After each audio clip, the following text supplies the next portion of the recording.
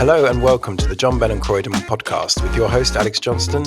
Pharmacy pioneers since 1798, John Bell and Croyden will boost your health and well-being by bringing you fresh, regular content and interviews with fascinating guests.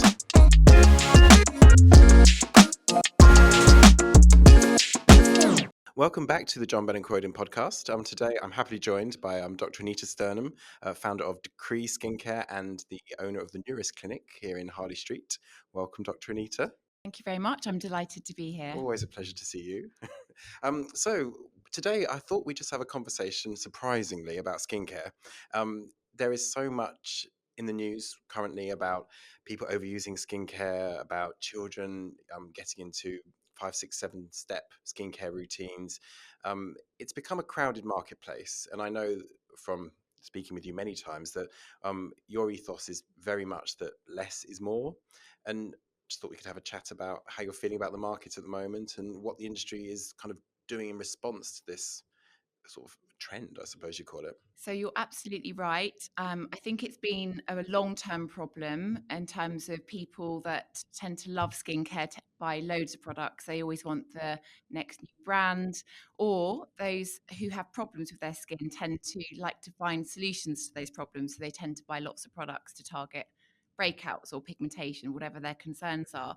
I've been specializing in dermatology for over 20 years now, and the trends have actually been fairly consistent. The biggest problems I've seen in my clinical practice have been people using way too many products, not having a routine that's consistent, and constantly chopping and changing their products.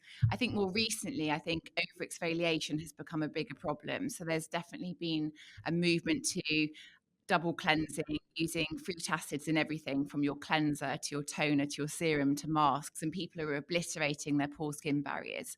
So I think that's why I became extra passionate about it, because before launching my own skincare brand Decree, we did an audit of the patients that I was seeing in my clinic in London over a 2-year period. And what really shocked me was that 90% of the issues I was seeing were self-inflicted, and right at the top of that list was the skincare. When I looked back retrospectively through my clinical notes, all I was doing was cutting down the number of steps people were using and simplifying their routines, and their skin got better.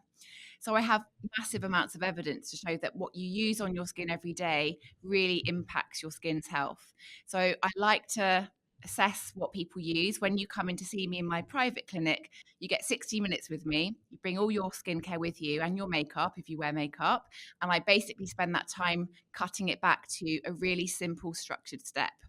What's really interesting is the skincare industry is often very led by the Korean skincare market, and they have famously developed the kind of the 10-step routine. But what we're seeing there now is the skincare diet, or the skip care routine, where multitasking products have become fashionable to use, and routines that are much more simplified is now on trend. So that's great. The movement is definitely moving in that direction.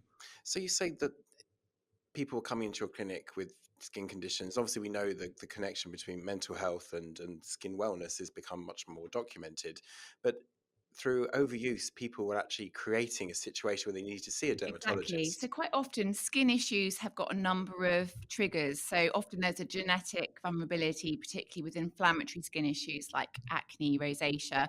But if you're then using the wrong things on your skin every day, or putting the wrong things into your body, those are the switches or the triggers that turn that condition on and make it angry.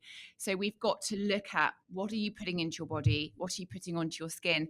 Have to remember, the way the skin gets its nutrients is in 2 directions: through your skincare, your topical nutrition, and then internally through your diet and supplementation. So if you ever go to a doctor with a skin issue, one of the first things they'll prescribe you is a topical cream or gel, because a well-formulated product, that's the quickest way of getting those healing ingredients into your skin. So your skincare is feeding your skin with either good nutrients or bad ones, depending upon what you're using every day. And every time you put something onto your skin, your immune system is going, okay, is this a friendly ingredient, or do I need to attack this? And if every day you're applying random products, every day your skin is being distracted from doing its proper job, which is protecting you from environmental aggressors, it's tuning into your skincare products and working out whether it needs to attack them and reject them, or accept them as a good ingredient. That's really interesting, because I've heard before that your skin likes a routine, as in a consistent routine, same thing. And until something starts to change in your skin, it's best to stick to what you know. But sort of conversely, a lot of active skincare ingredients, they're activating your skin's defenses to actually have a good reaction. Yeah. So, in terms of, is our skin that, and this is probably a silly question, but you're a doctor, you would know, our skin is that attuned to know what is sort of good, what is bad, and it is the sort of the ingredients are formulated to know how to switch on the right type of So, defense. good clinical grade skincare or pharmaceutical products that are designed to treat skin disease are designed to give your skin ingredients that have receptors in your skin. So, your skin cells have receptors for vitamin C, for vitamin A, for example. So, when you put those ingredients onto the skin, they bind to cellular receptors and send signals to switch on healing, remodeling, restorative pathways in the skin. So, everything that you use in a good skincare routine should be designed to feed your skin with essential nutrients, things that the skin sees as being vital for its healthy kind of behavior on a daily basis. So let's talk double cleansing. So so the double cleanse has been around now for a fair while, and it's something that I've seen come in and out of fashion. But I've never understood the benefit of a double cleanse. Me Is neither. okay, well that's a quick and So, easy question. personally, having worked for really big brands in the past as an advisor, the more products you get a person to use, the more you'll sell and the more lucrative your brand will be. So, I definitely think there's a bit of a marketing kind of push behind these double cleansing routines. Does your skin need to be cleansed twice? No. Does your skin need to be cleansed morning and evening? Yes. In the morning, I'm very passionate about encouraging people to do a routine where you have a gentle cream or gel cleanser, because overnight you get a buildup of old skin, bacteria overgrowth on the skin, and even just removing any remnants of your overnight skincare. It provides a nice blank canvas for your skin, for your day products to absorb better. But you don't want anything that's going to strip your skin. So you certainly don't need a double cleanse in the morning. In the evening, there is a situation where I do advise using two products. So if you've worn a sunscreen or heavy makeup, then often using something like a micellar water first, just to get the kind of the heavy duty stuff off, and then your cleanser. That's okay. But using exfoliating cleansers, double cleansing balms, it's just obliterating the skin. When I in my clinic, I have a skin scanning device where I will scan people's skin, and every person who's been double cleansing for a period of time has dehydrated skin, compromised skin barrier health, often a disrupted skin microbiome. And when I just change the cleanse step, the skin gets better. That's incredible. Yeah. Just from So I'm a big believer in, just in terms of what I've seen in my clinical practice, of the impact that just simplifying the number of steps and just focusing on not overloading or overstripping the skin can really improve the skin's health. And microbiome has been something that's been spoken about a lot recently. It's become a much bigger topic, and I think with gut health becoming a big thing in the last sort of 10 years, I suppose people talked about prebiotics, probiotics, and now there's a big movement to actually looking at your microbiome and your protective barrier is a very important part of your skincare routine, and just to be conscious of the fact that you can't damaging it can cause breakouts, inflammation, rosacea. Is there a particular type of, can you be too rough with your skin and damage it that way? I had a conversation with another guest about the best way to remove your cleanser. So are you with a flannel kind of a lady, or you're just with your bare hands? Which So do you think is best? So it depends. So I actually designed a product called a Scrupulous Cleanse Technical Washcloth, which is a bit of a tongue twister, which has a really silky textured fabric so that it clings to your cleanser and removes it from the skin without damaging your skin barrier. So I'm a big fan of not using anything too abrasive. I'm not a fan of using the kind of really rough textured flannels. I prefer to use a soft textured cloth. And there are many brands that do have those in their ranges now. Particularly if you're using an exfoliating cleanser, you don't want to then further damage your barrier. What you're mentioning about the microbiome, it actually, we've understood more and more about the skin microbiome and the synergy between your gut microbiome and your skin microbiome. It's a very interesting connection. And quite often when we have inflammatory skin disorders, we often identify a lot of gut issues as well. So a lot of what we do is focusing around having a healthy skin barrier.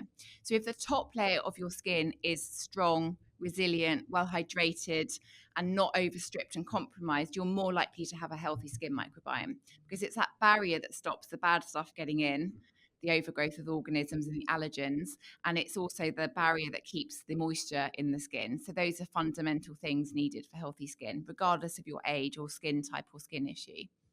And is it now a more important part of your skincare routine to consider taking a prebiotic or probiotic? Can you still achieve a healthy gut just through good diet? Do we need to supplement ourselves? So, nutritionists all have different opinions on this, and we have an in house person that works with my patients in clinic. Anyone with an active inflammatory skin issue, we do put them on a probiotic program. We actually do things like GI mapping, so we test their stool and see which opportunistic bacteria have overgrown, and if there's anything like Helicobacter pylori in the stool, and then we adjust the probiotic approach accordingly. So it's a bespoke approach. But for the general person, if you have any inflammatory skin issue, whether it be eczema, psoriasis, rosacea, I think it's always a good idea to have a probiotic as well. Often with skin disorders, we do need to prescribe oral antibiotics. And we definitely start people on a probiotic for that reason, to protect their gut from the oral medication as well. I've never seen somebody talk about stool testing with such joy. I'm strange. Yeah, we do a lot of testing where we look at what's the connection between your skin health and your systemic health. So we'll do tests for your hormone levels, sex hormones, stress hormones, neurotransmitters. We also look at things like your cortisol response over a 24-hour period, because these things really do influence your skin. Your sugar control. We look at how your HbA1c and your glucose measurements, because that really impacts skin as well. So there's a whole big connection between gut health, brain health, your endocrine system, and your skin. So, are you seeing more and more people coming into your clinic with skin conditions that are more related to lifestyle as opposed to sort of chronic conditions? Lifestyle is huge, and we always spend time assessing somebody's lifestyle when they come in for their first consultation. We look at your sleep, your stress levels, what you're putting into your body food wise, whether you exercise, whether you do a lot of sun exposure or use sunbeds. We look at what you're putting into your body through your supplements. All of those things give you a clue as to why the skin may not be behaving as you would like it to.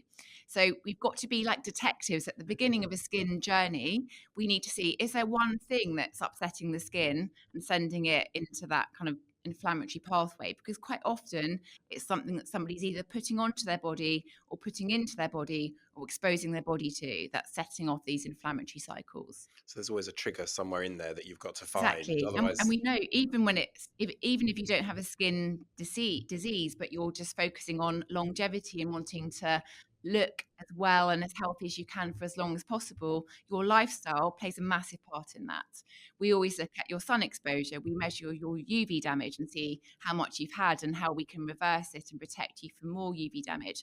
And as you know, 80% of premature aging is caused by that UV damage. So it's really, really key to focus on that at the start of the skin journey, but also looking at your diet. Is it high in sugar? We know that a high sugar diet increases the rate of collagen breakdown. So there's all these things that we need to look at to make sure we're being really, really thorough and not leaving anything kind of ignored in terms of making sure that we can future proof your skin. so a high sugar diet it speeds up the breaking down of collagen. It does indeed, yeah. And it speeds up inflammatory conditions. So we often know if we're treating somebody with acne, for example, by putting somebody on a lower sugar diet or cutting out the processed foods, the skin gets better. It's inflammatory. And also, we often find that when your sugar levels are high, you have a higher stress response. So you're producing cortisol at the wrong time of the day as well. So often that cortisol is driving your oil producing glands to produce this really thick, sticky, gloopy oil, and you're more likely to break out. So there's so many interesting connections. I had no idea. I'm 90% Haribo. I mean, I'm concerned now. It's definitely worth looking at your diet as well as your skincare. No, I think I know the connection exists. It's when you get down to that more personal level of Yeah, really eating and you lots of sometimes sweets. we have people on the perfect skincare routine. They're taking all of their medication as advised, and it's only when we look at the diet and amend that that the skin gets better. So it's actually a really crucial part of somebody's skin health. So it could just be one aspect of somebody's diet that is triggering inflammation within their body, which is obviously Exactly. showing on their skin. Exactly. And if you're not sure whether you've got something you're putting into your body is causing those issues, it's definitely worth booking with a specialist to go through all aspects of your diet, your nutrition, your lifestyle, even supplements.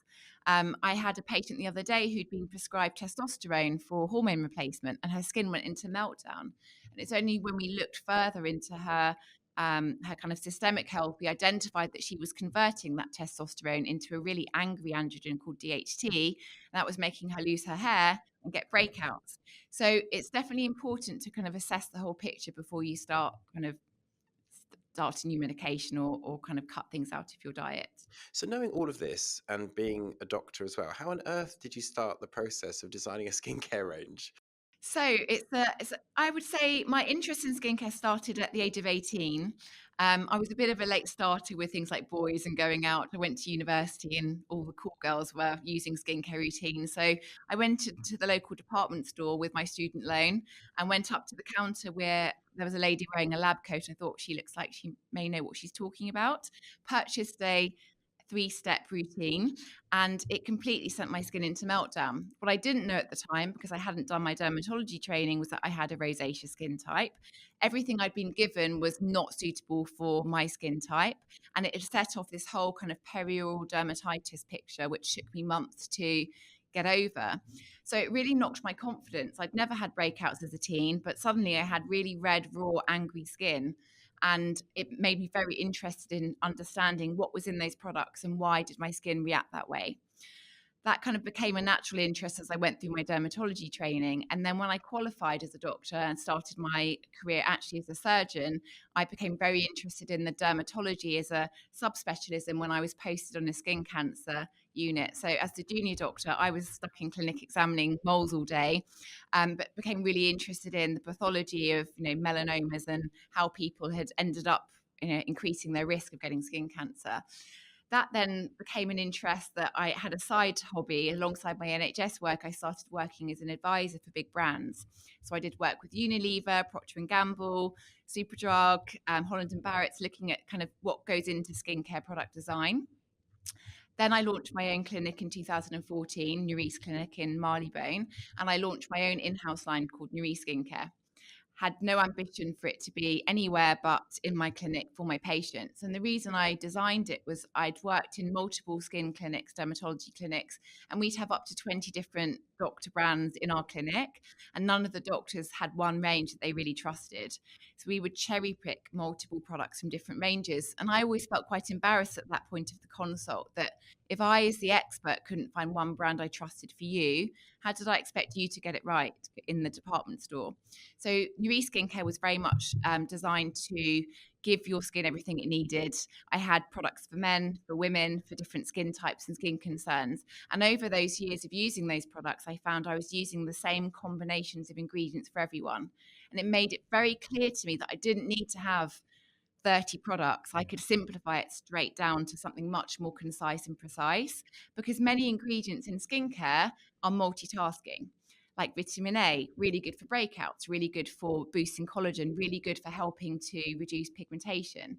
So it became a task for me to kind of simplify things.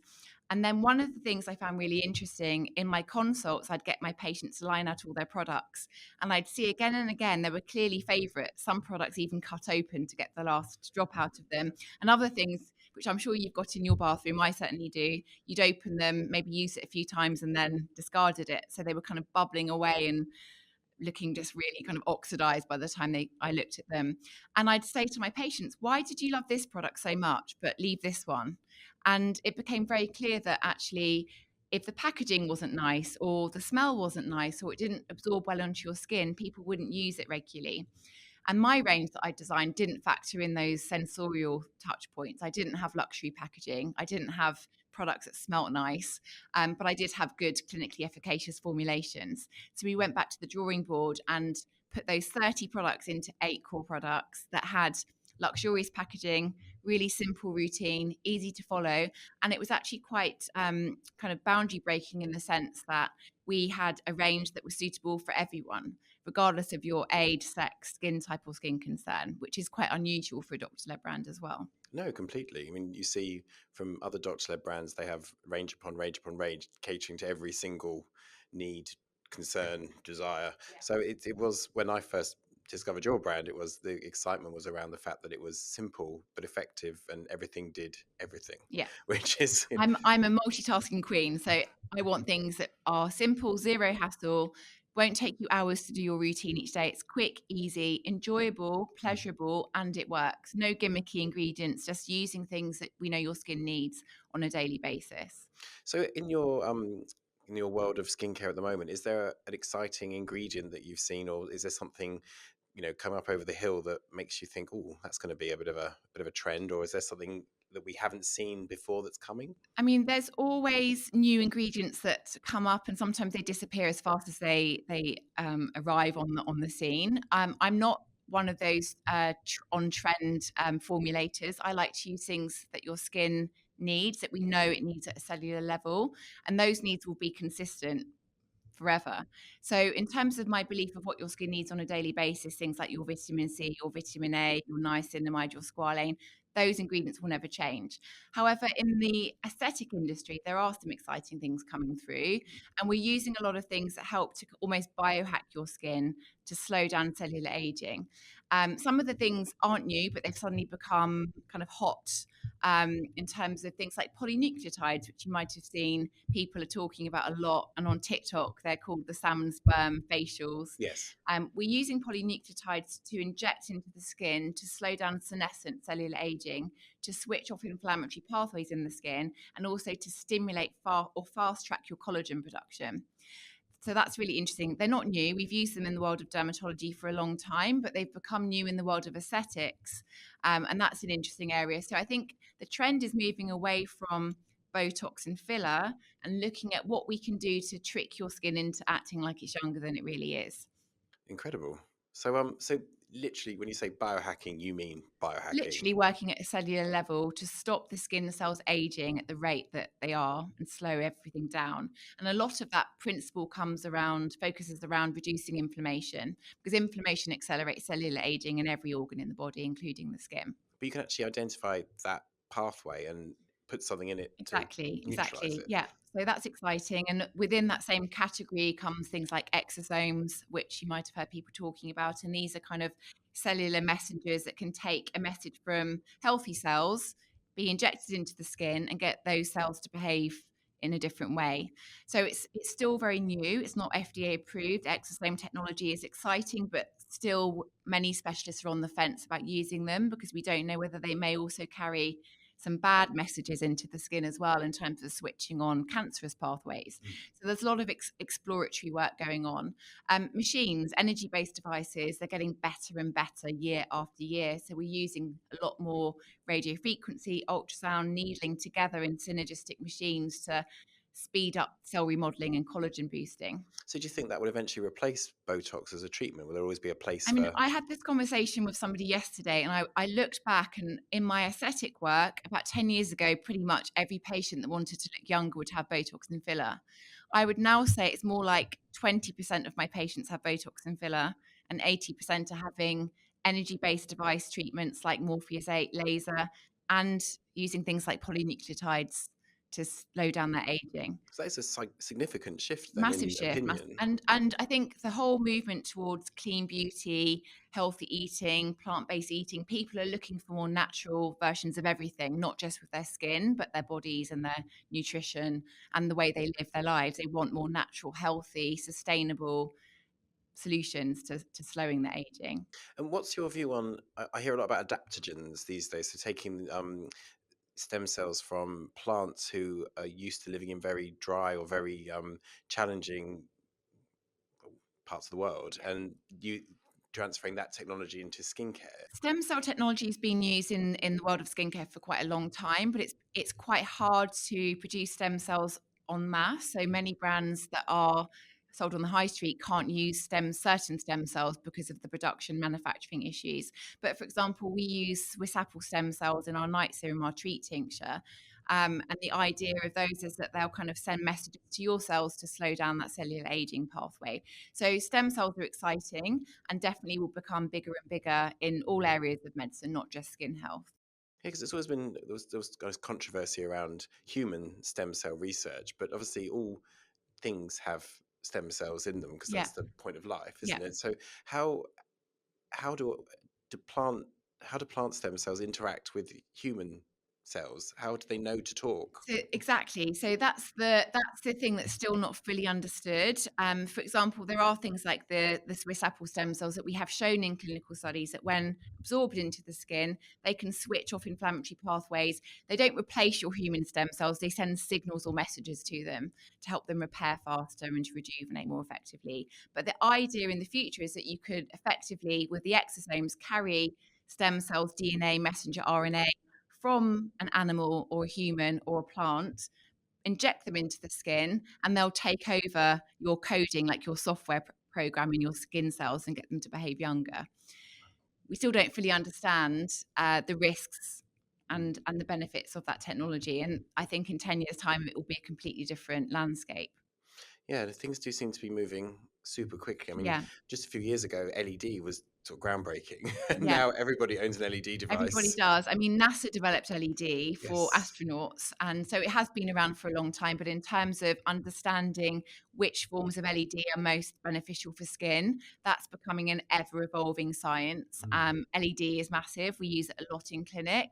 There are loads of great home devices. There's also a load of rubbish out there as well. So I spend a lot of time trying to help my patients understand what to invest in and what not to as well. It is a very full market at the moment. There Yeah. must be a new skincare launch coming out, every other day. It is challenging for brands to stay ahead of the game because there's just, say, it's just such a crowded marketplace. But we at John Bell and Croyden, we try to find the best of the best, and it's always exciting to have guests like yourself who can actually talk the talk rather than just put it in a pretty bottle. So Well, we want to be that brand that really is a disruptor, that encourages people that less is more is better, and that you don't need to have loads of products and constantly change your products. So we are a controversial brand in that respect, but we're trying to show people you can keep it simple and have a good skincare routine without it being complicated.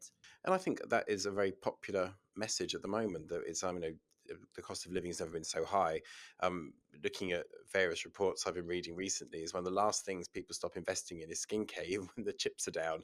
Which is it shows that the passion and commitment that customers have for their particular Exactly. brand. It's always been the industry that's ridden the storm, Mm. whether we're going through, COVID or Brexit or, any kind of political change or where people, are struggling with financial issues. People always find enough money to invest in their beauty regimes. Sell the So it's BMW, keep the very, it's skincare. very resilient as an industry. But I think more and more now, it's such an aesthetic world with social media. Everyone spends their day looking at screens, and on those screens they see adverts of people looking young and healthy, and it drives people to want to kind of improve their own well-being. When you've talked about people coming with self-inflicted damage, brings us back to I've spoken with a lot of our guests this year about this topic about teens and the overuse of products, the kind of the shop with the big S that all the teens adore. I know my nieces love it, and it it worries me that because we don't know what the long-term effects will be with teenagers or people whose skin is still going through a massive change, putting all these acids onto their skin, or things they just don't need. And are you seeing evidence of that? Yeah, so I run teenage skin clinics in my clinic in London, and I've definitely seen a movement where a lot more young kind of men and women are suffering with skin issues earlier than I would normally expect to see them, overloading their skin using loads of different products, following regimes that their favorite influencer on TikTok, which seems to be the most common problem, TikTok. They're using loads of acids on the skin. That's the biggest problem. Having kind of 20 products in their routine, randomly changing their products. I'm all for encouraging young kind of adults or teens or even the tweens, the 9 to 12-year-olds to be interested in their well-being. And definitely we know as you go through puberty, there's a whole surge of hormonal chaos, which can increase your risk of breakouts. So if you do start a routine that's really simple, which is a basic cleanser and a moisturizer, that's great. And that's something we didn't have the knowledge or empower younger adults to do in the past. So I welcome that. But it's all the cluttered stuff in between that is causing loads of problems. And you're right. People are overstripping their skin barrier. They're doing things to the skin that they don't need. They're using retinoids, at age 11.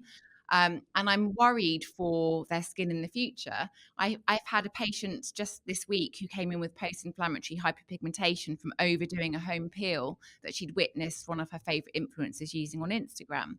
So it is concerning. There's definitely a big need to regulate it.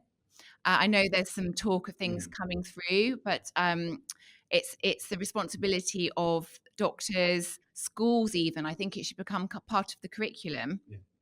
How to look after your skin and how to navigate that time where your hormones are changing and your skin is changing, and empower them to have the right tools and the right resources to use safe things on their skin. So what advice would you give to parents who are being dragged to the big skincare stores with their kids pleading them for product? What is the maximum as a doctor you would allow, say, when your daughter's old enough to put on her skin aged 11? Yeah, so I would definitely say a nice gentle cleanser. Your skin doesn't need to be stripped and over exfoliated. So a cream or gel cleanser and a good moisturizer. There's some great brands out there. I love La Roche-Posay. I think it's a brilliant range for young skin. CeraVe, Bioma has some quite nice products as well. So get involved with your child, encourage them and praise them for being interested, because I think if you ban something, children will just go ahead and do it anyway. So you almost want to get involved as a parent. Do your routine with your child. You have the same cleanser and moisturizer and do the same thing. So they see it as a nice positive bonding experience. But don't go down the kind of the path of letting them take their pocket money and spending it in some of these stores. You almost said it, Anita. Yes, exactly.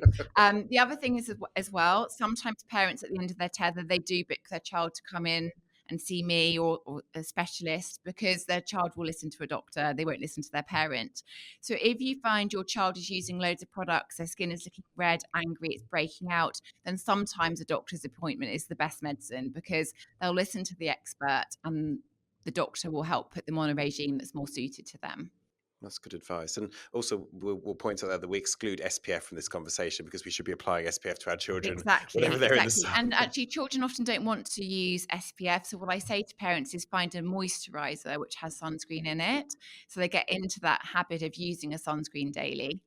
I've been very lucky. My kids love it. They put their arms out to receive the sunscreen, which I think is quite unique. My daughter does. She's 3. I've managed to find a roll-on sunscreen, which she absolutely loves. So she applies it herself. Have you seen the Solar Buddy? No. So it's a little plastic thing. You unscrew it, you put your factor 50 in, and it's got, and you can apply it like shoe polish. Basically, it's a roller with a bit of foam. Yeah. But it means kids, obviously, the teachers aren't allowed to apply sunscreen to the kids at school, but they just roll it on. That's brilliant. Yeah. I think definitely, I haven't seen that particular thing, but that's a great idea, because you can choose which product you want your child to use. There aren't many brands that have the roll on. There's only a couple suitable for children that I can think of. So that's a great idea. Thank you for that tip. I'm glad just to be able to give you a tip. The other thing actually I found quite useful for children, which is to come back into fashion again, the UV stickers. When you're teaching your child about the importance of sunscreen, you can put a little sticker on their skin and it changes colour when the sunscreen needs to be reapplied.